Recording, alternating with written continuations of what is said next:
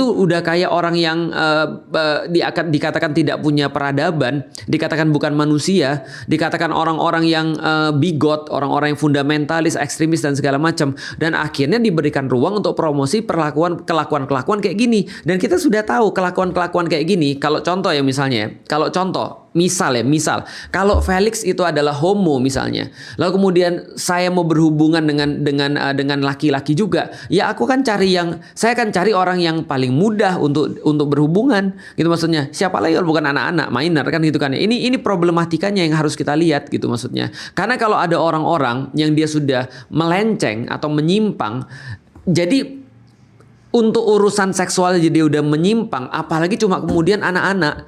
Nah maka ini adalah satu paket. Sedangkan Islam itu mengurus dari awal. Laki-laki berperilaku seperti laki-laki, perempuan berperilaku seperti perempuan. Udah agak gede lagi, dia diatur bagaimana caranya masyarakat mengatur mereka. Udah agak gede lagi, mereka terikat dengan hukum, maka mereka harus tahu bahwa mereka harus sesuai dengan hukum Islam misalnya. Dan mereka melihat orang-orang yang tidak sesuai dengan hukum Islam itu.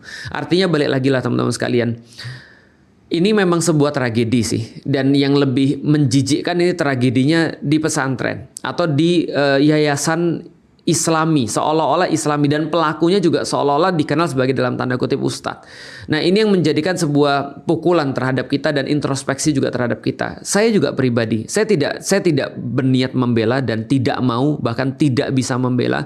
Dan apa yang kita lakukan ya sudah introspeksi aja. Berarti selama ini ya kita belum cukup untuk benar-benar menyebarkan Islam kepada orang-orang sehingga orang-orang tuh memahami Islam secara sempurna, secara komprehensif, sehingga ya ketika Islam itu diterapkan secara komprehensif, perkara-perkara begini ya benar-benar bisa dihindari.